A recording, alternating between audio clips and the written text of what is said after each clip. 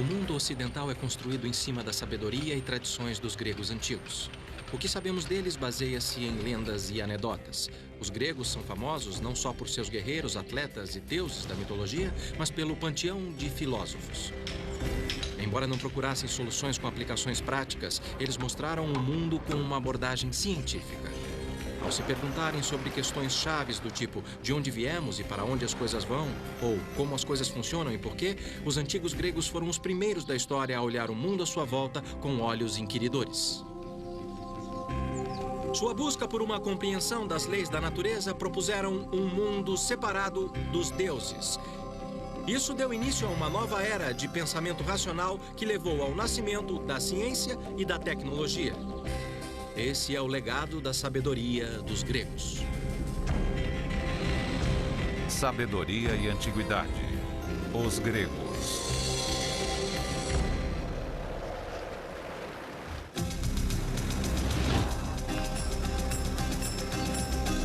O que hoje é a costa da Turquia já foi o epicentro do mundo grego antigo. Essa região chamada Anatólia foi o berço do Ocidente e o local de nascimento da ciência e tecnologia. O fato de ter acontecido aqui não é nenhuma coincidência. Vários fatores contribuíram para essa primeira visão científica do mundo. Os ancestrais de vários lugares daqui foram os jônios, a tribo grega originária da península do Peloponeso. Os jônios foram expulsos de seus lares por povos navegadores e saqueadores. Sem um lugar para ir, os jônios imigrantes se estabeleceram quase 500 quilômetros a leste, do outro lado do Egeu, que hoje pertence à Turquia moderna. Imagina-se que a migração forçada trouxe um efeito ruim, mas que logo se transformaria em vantagem.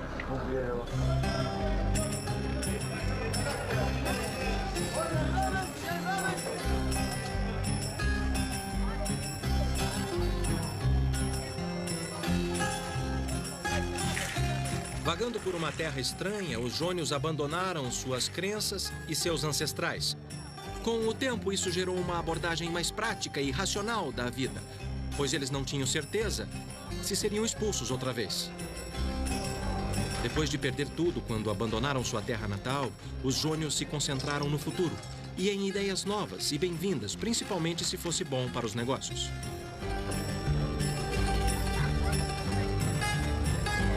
Graças à sua localização, comércio e portos, os jônios aproveitavam as ideias de qualquer um, fossem egípcios, babilônios, persas ou mesopotâmios. Quando seus vizinhos, os lídios, inventaram as moedas, os jônios foram os primeiros a usar. E quando os fenícios inventaram o alfabeto, a história teve outra guinada. Agora eles podiam registrar sua língua falada. Até então, o conhecimento era passado oralmente de uma geração para outra e de mestre para aprendiz. Mas com o recém-inventado alfabeto fenício, que os jônios adotaram rapidamente, adquiriram uma ferramenta para registro organizado e coleta de dados. A informação ficou mais disponível e um outro fator contribuiu para o nascimento de uma nova era.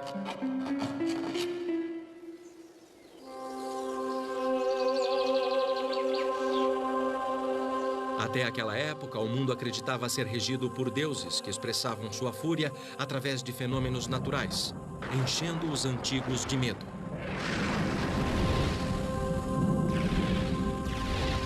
Mas logo os jônios deixaram seus medos e desafiaram os deuses. Essas são as ruínas de uma cidade que se tornou o trampolim para uma das descobertas mais incríveis da humanidade. No século 6 a.C., aqui era o centro do universo. Essa é a Mileto, a antiga Miletos, local de nascimento da ciência e tecnologia.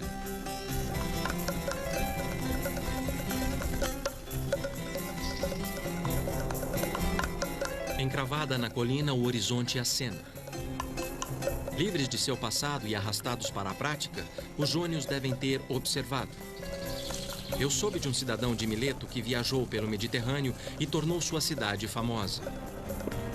Seu nome era Tales. Em suas viagens, ele juntou não só riquezas, como informação. Até onde sabemos, Tales foi a primeira pessoa a descobrir as leis da natureza. o que fez dele o primeiro cientista e o descobridor das ciências naturais. Suas observações revolucionárias e intuição provaram que havia ordem no mundo, não um mero caos criado pelo capricho dos deuses. Durante suas viagens, as mais notáveis para o Egito, Tales combinou suas observações com as deles. Sua intuição o levou a crer que o homem não estava à mercê dos deuses e que a natureza operava como um mecanismo, uma máquina que seguia suas próprias leis. Leis que tornavam as coisas previsíveis, e Tales era faminto de aprendê-las. Peritos acreditam que ele reuniu dados dos ciclos das estrelas, lua e sol dos antigos egípcios e babilônios. Tales descobriu um padrão, e quando ele o aplicava para prever os fenômenos naturais, ele se tornou a primeira pessoa na história a prever um eclipse, o que deve ter realmente chocado o mundo antigo.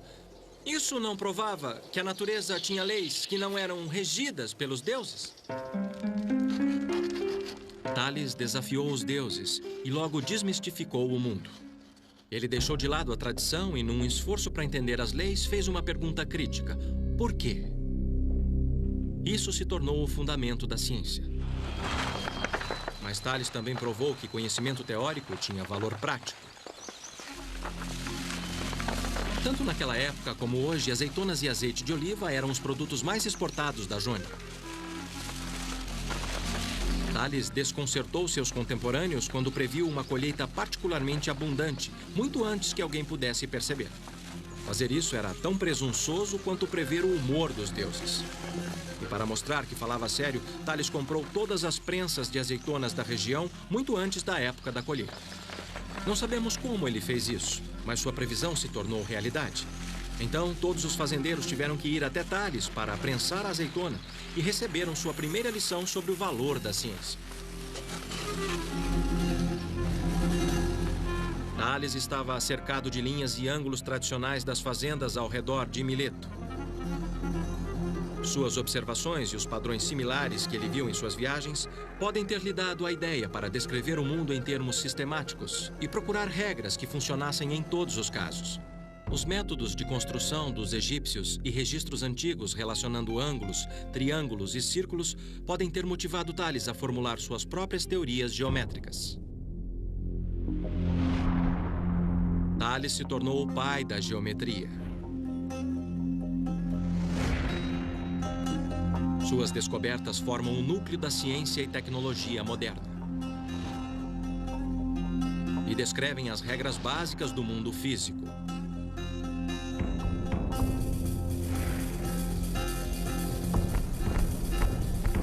Minha parada seguinte foi em Priene, cidade a poucos quilômetros de Mileto, onde os gregos levaram a geometria para um nível literalmente novo.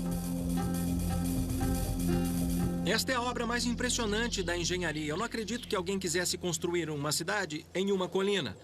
Nem mesmo hoje, mas para os jônios que não tinham gruas ou maquinários para cortar a pedra, ela parece o exemplo perfeito de como eles usaram a geometria para impor ordem em seu mundo.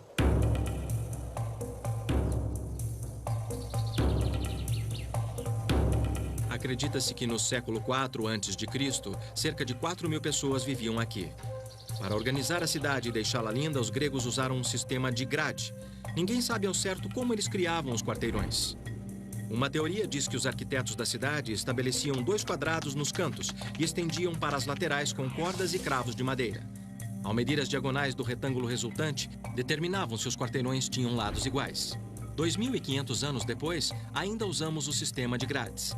Ele define a maioria das cidades e centros americanos. Mas os jônios aplicaram o sistema de grades impiedosamente, ignorando as inclinações dos penhascos, a fim de estabelecer o traçado da cidade ao longo do acesso norte-sul. Assim, usavam o sol para aquecer a cidade no inverno e otimizar a circulação de ar da cidade para resfriá-la no verão. Isso foi demais.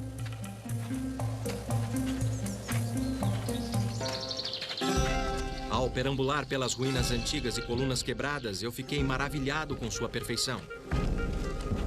Na busca pelas regras básicas da natureza, os gregos antigos descobriram o cosmos. Cosmos é uma palavra grega e sinônima para ordem e beleza. O que para nós é maravilhoso, para os gregos era cósmico. Para Para seguir o trajeto da ciência e tecnologia até seu próximo marco, eu atravessei o Egeu para visitar outro local inovador, onde uma antiguidade foi considerada uma maravilha do mundo. Ela teria sido impossível sem a aplicação da geometria. Com Tales começou uma nova era, na qual os gregos substituíram o mito e o dogma tradicional por uma abordagem crítica, fazendo a pergunta por quê. A observação se tornou mais poderosa que o mito, e a aplicação da regra, o teste final. Agora eu estou na Grécia moderna, na ilha de Samos, uma das ilhas mais prósperas do mar Egeu. A antiga Samos tinha uma economia emergente, nutrida pelo mar. Na cidade antiga de Tagane, agora chamada de Pitagório, devido a um de seus habitantes mais famosos, a questão de armazenamento de água potável suficiente para os cidadãos inspirou uma das maravilhas do mundo antigo. Ela fica embaixo dessa montanha. Acreditem ou não, eles usaram a geometria para construir túnel. Eu estou no túnel Eupalinos, chamado assim em homenagem a um engenheiro que o projetou. Por volta de 522 a.C., os antigos o cavaram através do Monte Castro. A água era trazida de uma nascente até a entrada norte do túnel. Com cerca de 2 metros de diâmetro, ele percorre um trajeto de 1000 metros através de calcário puro. Mas o interessante é que ele foi cavado dos 2 lados. Você pode não achar nada demais, mas foi fantástico as 2 partes se encontrarem no meio. Um pouco mais à frente fica o ponto onde as 2 metades do túnel se encontram. Infelizmente, nenhum registro sobreviveu para mostrar como Eupalinos fez. Hoje, a maioria dos cientistas concorda com as teorias de Herão da Alexandria, que viveu no século II a.C. Ali, Herão descreve como Eupalinos fez. Os engenheiros antigos mediram a distância em volta do Monte Castro usando ângulos retos. Ou a distância leste menos a distância oeste era igual a um lado de um triângulo retângulo. A soma das distâncias norte e sul era igual ao segundo lado. E a linha ligando os 2 lados era igual ao trajeto proposto do túnel. Ao estabelecer 2 triângulos menores alinhados em cada entrada, Herão acreditava que eles usavam marcadores para manter o trajeto do túnel. Infelizmente, o trecho do meio do túnel, onde as 2 partes se encontram, está fechado por medo de um desabamento. Mas me disseram que a precisão das medidas é espantosa. O desvio é de apenas 90 centímetros na vertical e 6 metros na horizontal.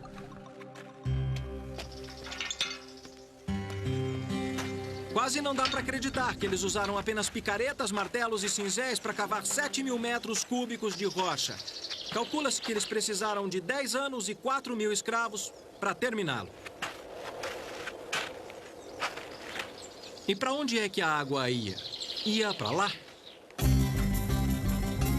Na saída sul do túnel, a água passava por um duto subterrâneo até a cidade de Pitagório. A cidade que ficou famosa não apenas por suas águas refrescantes, como também por seu filho mais famoso, Pitágoras. Ele dizia que conheceu Tales quando era jovem.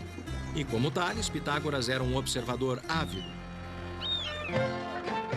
Mas Pitágoras também era músico. Ele tocava lira, um instrumento grego tradicional. A música era e é parte da cultura grega. Observação combinada com música e matemática levaram-no a uma importante percepção. Ao fazer experimentos com apenas uma corda, Pitágoras reconheceu uma relação espantosa. Algumas pessoas consideram Pitágoras um dos homens mais importantes que já viveu. Tudo começou com seu famoso experimento no monocórdio, quando ele abriu os olhos para um fenômeno espantoso. Ele descobriu que o tom de uma corda dedilhada correspondia à sua extensão, e esta é a parte crítica em uma razão que podia ser expressa em números. A teoria de Pitágoras era de que havia uma relação entre os intervalos musicais e a extensão da corda.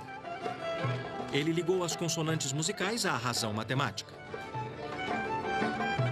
Essa razão representa os diferentes tons musicais.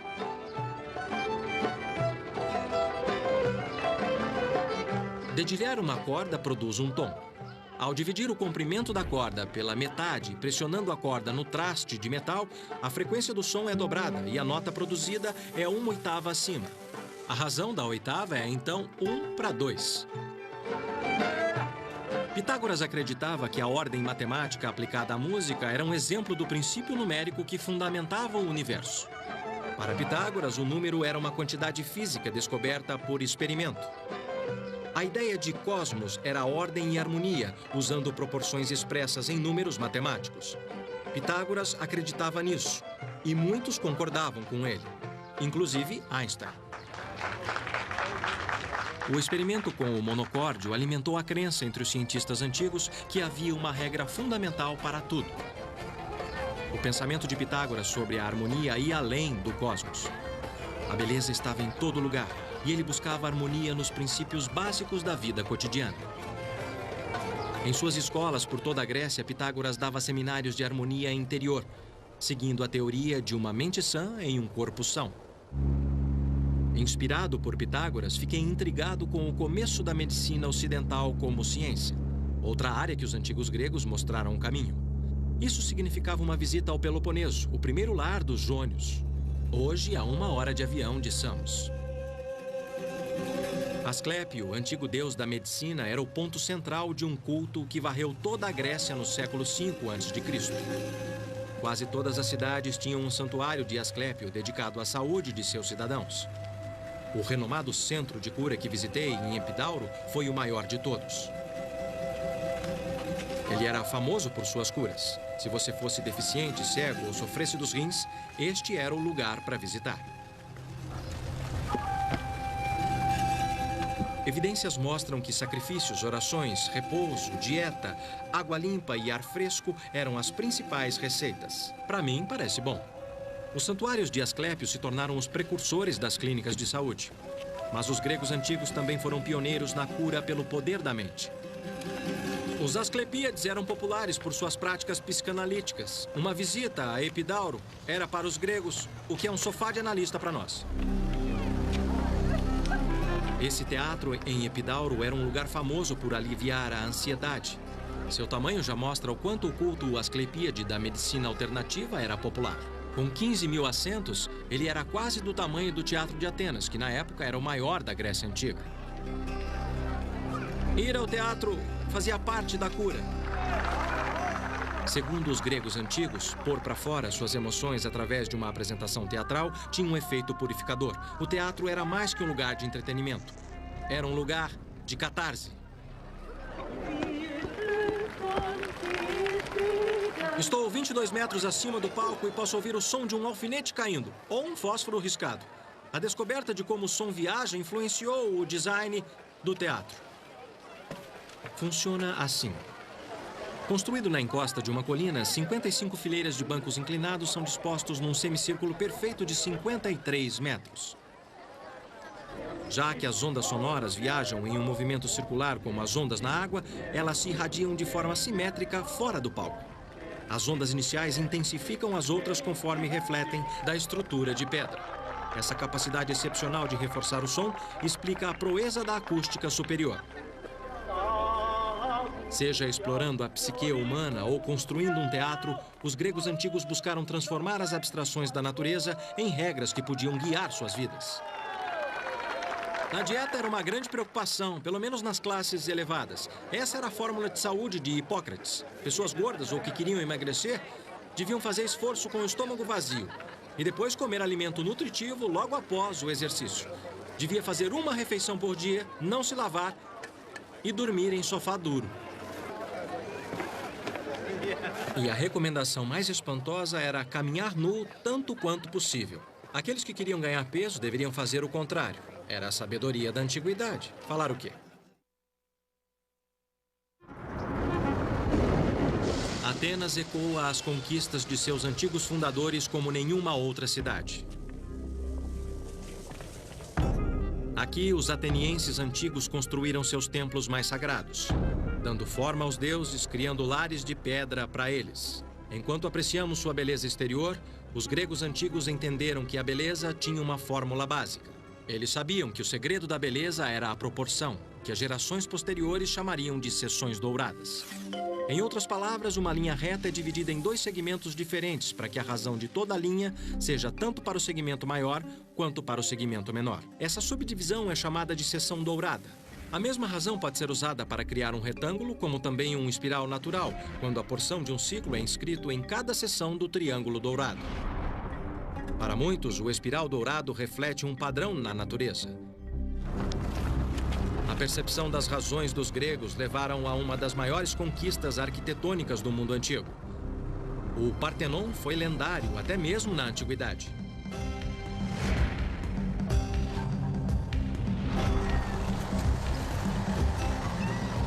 O Partenon deve seu nome a Atena Paternus, a deusa virgem Atena, para a qual ele foi dedicado.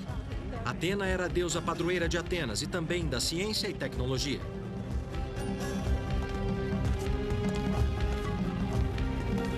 Os antigos construtores não usaram nem argamassa nem cimento.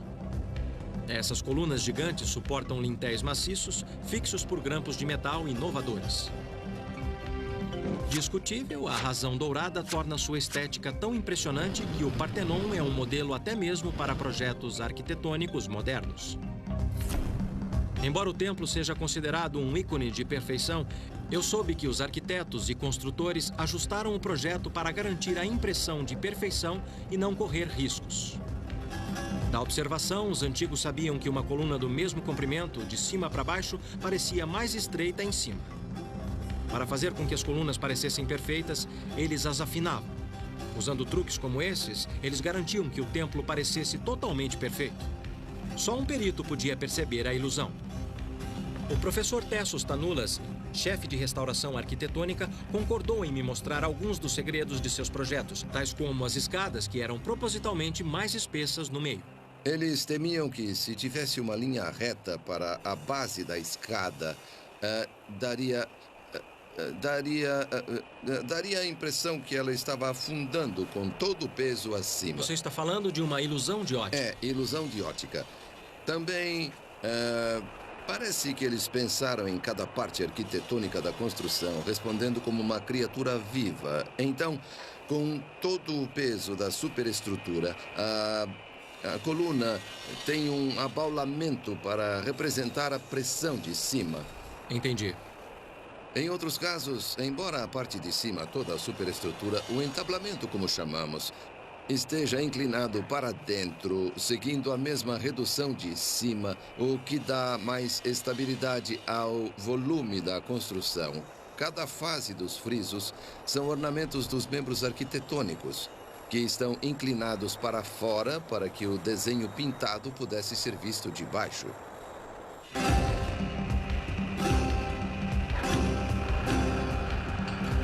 O Partenon passa por uma série de reparos. Deu? Graças ao milagre da ciência e tecnologia, ainda podemos apreciar sua glória. Ironicamente, na mesma época que esse templo foi construído, os gregos antigos também lançaram a base dessas máquinas modernas que agora o restauram. Arquimedes calculou que para mover uma pedra de 450 quilos, seriam necessários 25 quilos para fazer o trabalho. Usando uma alavanca de 40 unidades de comprimento com um fulcro no meio, a pedra não se move. Mas deixando o apoio a 2 unidades da pedra e colocando 22,5 kg na outra ponta, equilibra-se a alavanca, porque o comprimento médio desde o fulcro sobre 2 vezes 22,5 kg é igual a 450 kg. Acrescente 2,2 kg e Arquimedes podia colocar a pedra onde quisesse. O que a lei de Arquimedes diz, em essência, é: quanto maior a alavanca, mais fácil o trabalho.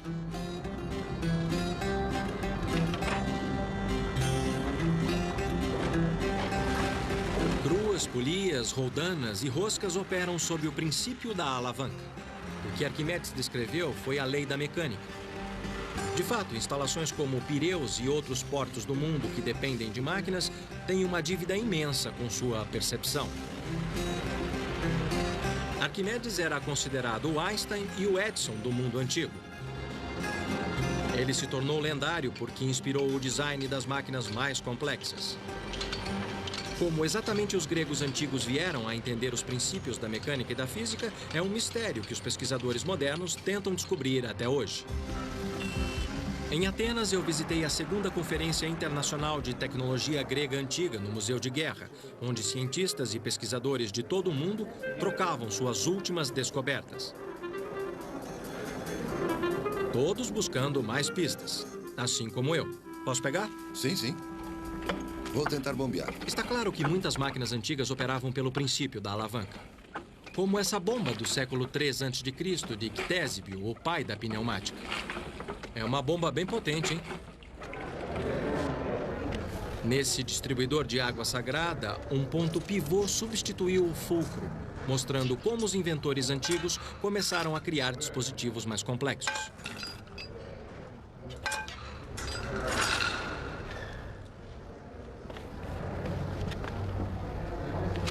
Enquanto Arquimedes aplicava seus princípios de mecânica em propósitos práticos. Este dispositivo é o parafuso de Arquimedes. É uma máquina simples, mas engenhosa. É simplesmente um plano inclinado em forma de um tubo plástico. Quando o parafuso vira, o plano, o tubo leva a água para cima. Lá vem ela. Os egípcios usaram o parafuso de Arquimedes para levar água do Nilo e irrigar seus campos. Hoje, muitos acham que Arquimedes foi o primeiro a dar o passo de máquinas simples para máquinas complexas. As evidências de que os gregos já desenvolviam máquinas complexas começaram a aparecer há apenas um século. Em 1901, encontraram um navio naufragado na costa de Antiquitera, uma das ilhas Jônias ao sul do Peloponeso. Ele revelou pela primeira vez a enorme gama de ideias e conhecimento que os antigos tinham. As esculturas encontradas no naufrágio datavam do século I a.C. Ofuscada pela beleza das estátuas, os fragmentos de uma das maiores descobertas científicas da história passaram despercebidos até 1976. Essa peça amorfa estava coberta de vegetação marinha, mas radiografias feitas em 1993 revelaram uma engrenagem complexa por dentro. Com um mecanismo tão velho assim, foi uma surpresa encontrar engrenagens. Pensava-se que elas tivessem sido inventadas 1.500 anos depois. Logo, essa peça de aparência insignificante é um dos maiores achados tecnológicos. Corroída e esfarelando depois de ficar submersa em água salgada por 2.000 anos, sua corda e engrenagens apresentaram perguntas intrigantes aos cientistas. Em qualquer lugar do céu... Um desses cientistas é Michael Wright, pesquisador britânico que construiu uma réplica que ele apresentou nessa conferência. Esta é uma máquina extraordinária e complicada. O que ela faz? Bom, na minha opinião, é um planetário. Lembre-se de que era uma época em que as pessoas pensavam que a Terra era o centro do universo. Ela mostra o lugar do Sol, da Lua e 5 planetas que eles conheciam no céu. E a parte de cima contém informação adicional útil, como a contagem de anos. Entendi. É tão complicado quanto parece. Quantas engrenagens tem aí? Quantas partes móveis ele tem? Chega a centenas. Na verdade, eu coloquei 76 engrenagens aqui dentro. 76 engrenagens? E essa é uma réplica exata do original? No original, eu encontrei 31 engrenagens. Tá. Mas você deve entender que para funcionar, para ter sentido, é preciso acrescentar muito mais. Tá certo. Porque está muito estragado. Entendi. Você desmontou pra gente e tá tudo espalhado na mesa. Então eu tenho certeza que você vai odiar a pergunta, mas podemos vê-lo funcionando? Sim. Você verá como funciona conforme eu monto todas as peças. Eu vou montar para você. Levou quase 20 minutos para montar tudo. Mas foi emocionante ver um instrumento de 2.000 anos funcionando. E isso aqui? Esta é a Lua, que temos que ajustar. Tá. Mas o Sol e a Lua estão juntos agora, então deve ser a Lua nova. Devemos ver a Lua preta assim. Desse jeito. Eu posso? Por favor, pode sim. À vontade. Eu adorei o mecanismo da Lua. Que maravilha. Aqui a Lua está se movendo rápido. E sua fase aparece aqui. Aqui está o ponteiro do Sol. Abaixo do ponteiro do Sol está o ponteiro do dia, funcionando com um calendário. Eles andam quase juntos, mas às vezes um na frente do outro. E aqui está Mercúrio na frente do Sol. Esse é o ponteiro de Mercúrio. Aqui vem Vênus, embaixo do ponteiro do Sol. Aí. Tá. E aqui temos Marte, Júpiter e Saturno vindo juntos. É um dia muito especial. E Júpiter está alinhado com Marte. O inventor do mecanismo de Antiquitera é desconhecido, mas outros antes dele já tinham tentado construir um modelo dos céus em forma de máquina. Na verdade, os registros mostram mais uma vez que Arquimedes construiu o primeiro planetário. Infelizmente, tudo o que resta é essa gravura do século XVIII, chamada O Planetário de O'Rary, que sugere como poderia ser seu invento. Comparado com o conhecimento dos dispositivos disponíveis na época, a ideia de Arquimedes estava a anos-luz à frente. Encontrar soluções práticas era uma coisa, mas fazer perguntas ousadas era outra. Quem iria fornecer as respostas se os deuses já não podiam? Uma coisa era dizer que Apolo empurrava o Sol pelo horizonte, e uma outra era perguntar por que os barcos flutuam. Na busca para entender o seu meio, os cientistas gregos antigos ficaram intrigados com a pergunta do porquê alguns objetos flutuam e outros afundam.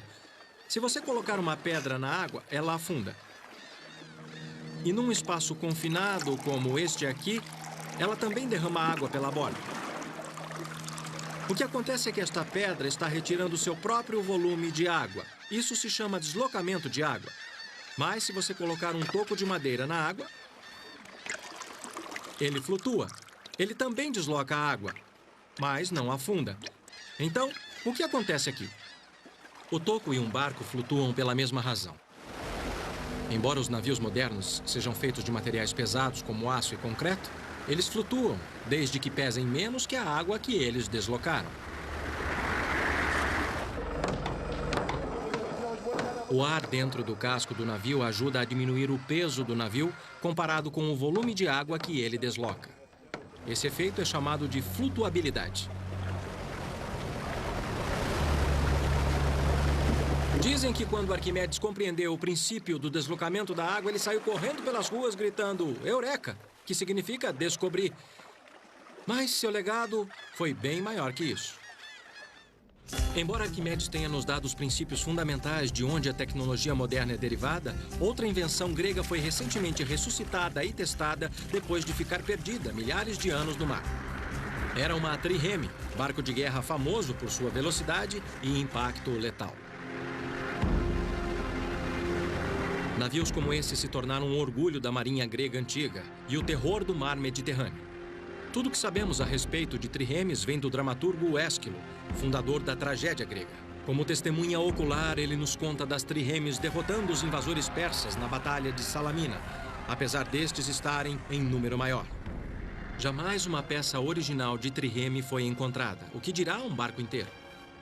Tudo o que restou foi o drama que Ésquilo escreveu, até que os arqueólogos descobriram galpões de triremes antigas. Podemos colocar 170 homens remadores. Marquei uma visita ao almirante Iohannis Koliniatis, que passou 5 anos juntando as pistas para reconstruir esse lendário navio de guerra grego. Eu queria saber como descobriu o comprimento das triremes. Vamos começar com o comprimento. Sabemos o comprimento do galpão, onde as triremes eram mantidas. E o seu comprimento não podia ser maior que o comprimento do galpão, que é de aproximadamente 33 metros. Entendi. Os galpões também indicaram que a largura devia ser de 4 metros. E a geografia da Grécia forneceu outra pista. Considerando que as triremes ancoravam em praias, o calado não podia ter mais de 1,20 m. A experiência prática obtida durante o processo de reconstrução e os registros históricos ajudaram a formar o retrato de como esse lendário navio de guerra devia ser. Que tipo de madeira vocês usaram para fazer o barco? O casco é feito de madeira de pinho. E alguns lugares especiais são de carvalho. Das florestas da Ática, que eram cheias de pinheiros na época. Tá certo. Madeira de pinho e uma quilha rasa tornavam a trireme rápida e ágil, permitindo aos antigos deslizar sobre a água quase como um hidrofólio. Outra fonte crucial para o segredo da trireme é uma lista de suprimentos navais atenienses, encontrada no século XIX. Ela incluía 170 remos, divididos em 62 para o convés, 54 para os convéses do meio e de baixo, e cada remo precisava de alguém para puxar. Parece que era muita gente num lugar apertado. Será que eu posso remar para ver? Sim, porque posso. Não. Vamos remar. Vamos lá. E veja como é difícil chegar ao lugar. É difícil mesmo. Então você imagina como era difícil com 170 homens. Claro, é bem apertado, né? É bem congestionado. E você vai pegar o remo superior. É o mais difícil. É o mais difícil, mas eu sou iniciante, tá? Então eu vou pegar o do meio. Depois que você senta, não é tão ruim, não é? Como vê, então, eu tenho que ter mais inclinação para poder alcançar a água. E você está mais nivelado.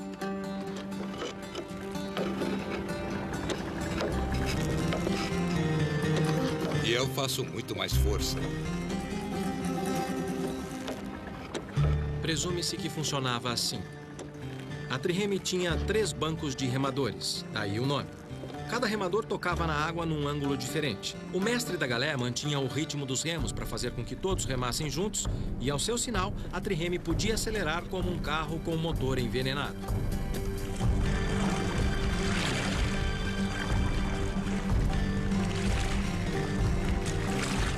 Usando todas essas pistas, o Olympias foi construído.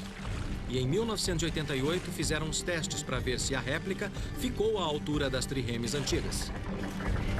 Uma tripulação de atletas e remadores profissionais foi treinada e entrou nas águas do Egeu. Nos testes, quanto tempo levou do arranque até a velocidade máxima? No arranque, durante o teste com a réplica, nós levamos 37 segundos. E qual foi a velocidade máxima que conseguiram atingir com uma tripulação treinada e todos os remos em força total? A partir de dados históricos, soubemos que a velocidade máxima devia ser em torno de 8 nós e meio. E isso também foi provado durante os testes que fizemos com a réplica. A nossa tripulação foi capaz de manter essa velocidade por aproximadamente meio minuto. Depois, eles já não tinham mais força para manter aí já ficaram essa exaustos. velocidade. Conforme o teste mostrou, a resistência da marinha grega permanece lendária.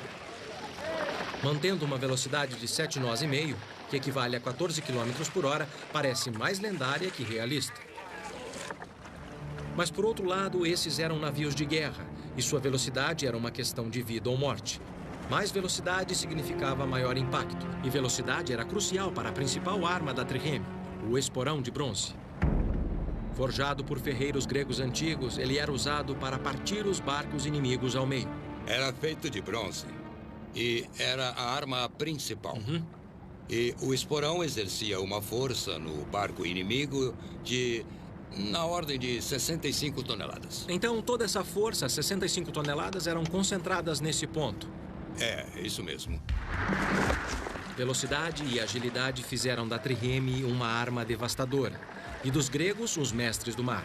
A vitória no mar era reforçada pela engenhosidade em terra.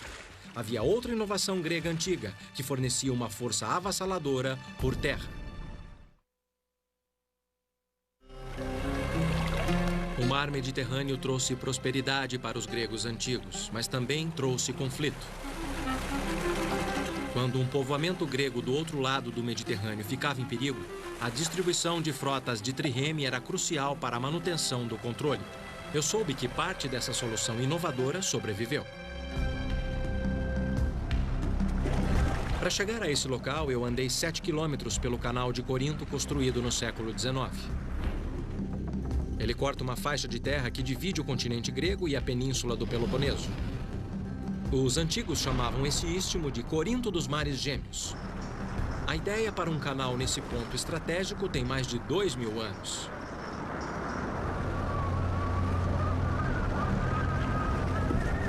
Periander, um dos 7 sábios da antiguidade, foi o primeiro a propor. Mas no fim ele recuou porque temia que isso desagradasse os deuses. Então veio o imperador Nero, que deu início à construção. Mas ele morreu e a construção não avançou. O mais incrível é que o canal de hoje segue seu plano. Fiquei me perguntando se Nero pensou que teria que remover 1.200.000 metros cúbicos de terra para terminar essa obra. Certamente teria valido a pena, pois esta passagem sempre teve um papel importante na história da Grécia para passar de um lado para o outro do Mediterrâneo. Exércitos, mercadorias e pessoas, tudo tinha que passar por aqui.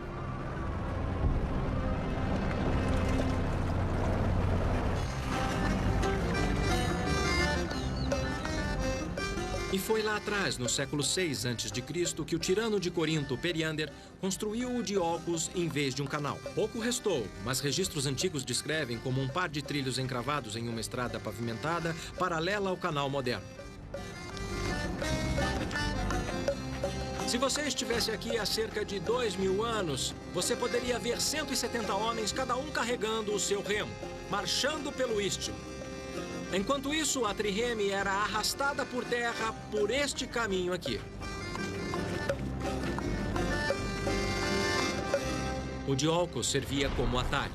6 quilômetros por terra, em vez de navegar 600 quilômetros para contornar a península, tornou-se uma vantagem crucial na defesa costeira da antiguidade. Eu examinei os sulcos profundos nos trechos que restaram do Diolcos. Frequentemente chamado de a primeira estrada de ferro do mundo, não se sabe exatamente como os trilhos eram usados. Mas seja qual for o método, deve ter funcionado muito bem, porque o Diolcos ficou em operação por 1.300 anos, transportando navios mercantes e de guerra para a grande glória da Grécia. Quase tão grandiosa, outra invenção antiga veio a calhar. Apesar de não ser um triunfo geográfico, ela supriu as necessidades espirituais da antiguidade. Acreditava-se que o ponto de encontro de duas águias marcavam o centro do mundo. No alto do penhasco do Monte Parnassus, lar das musas, fica Delfos, cuja origem da palavra significa útero ou umbigo. Dentro das ruínas do vasto complexo do templo de Delfos, eu encontrei uma réplica do ônfalo, a pedra que simboliza o centro do mundo. Mas algo bem maior me arrastou para cá, como arrastou milhares de visitantes nos últimos milênios. Desde 750 a.C., Delfos era famosa por seu oráculo, um lugar dentro do templo de Apolo onde os devotos podiam perguntar ao seu Deus sobre seu futuro. As perguntas eram respondidas pelos sacerdotes que interpretavam as respostas de uma mulher através da qual Apolo falava. Para surpresa, a pesquisa moderna revelou como a previsão em Delfos se baseava em método científico. Poucos sabem que os sacerdotes de Delfos contavam com dados e conhecimento concreto.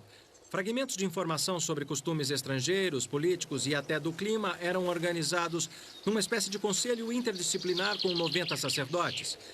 Eles eram as pessoas mais bem informadas da antiguidade e, com tempo suficiente, davam uma resposta elaborada sobre qualquer coisa. As respostas eram ambíguas, mas plausíveis, e com um pouco de detalhes jogados aqui e ali, se tornavam muito inspiradoras.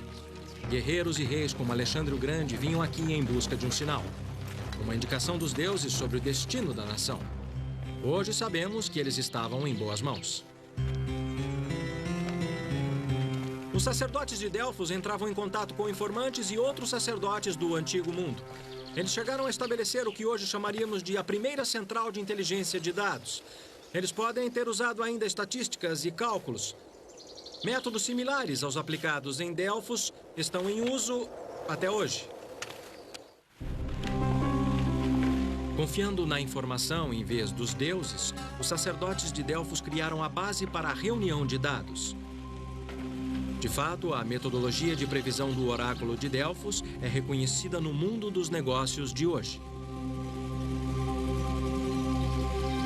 É sempre comovente imaginar o grau de sabedoria da antiguidade. É tentador buscar no futuro respostas para questões de ciência e tecnologia que persistem, quando na verdade há pistas no passado. Os gregos antigos descobriram a relação básica de razões e números que, pelo que nós sabemos, ainda contém a chave do universo. Eles revelaram os princípios fundamentais da mecânica que governa nosso mundo e estabeleceram a base da tecnologia moderna. Foram os primeiros a fazer a pergunta crucial: por quê? E exigir uma resposta racional e científica. Em muitos casos, a resposta que eles deram continua sendo a melhor que nós temos. Na Grécia Antiga, há 2.500 anos, uma revolução mental fez o mundo tremer. E com isso, os gregos abriram nossos olhos, não apenas para as leis básicas da natureza, mas para um mundo e o universo distante.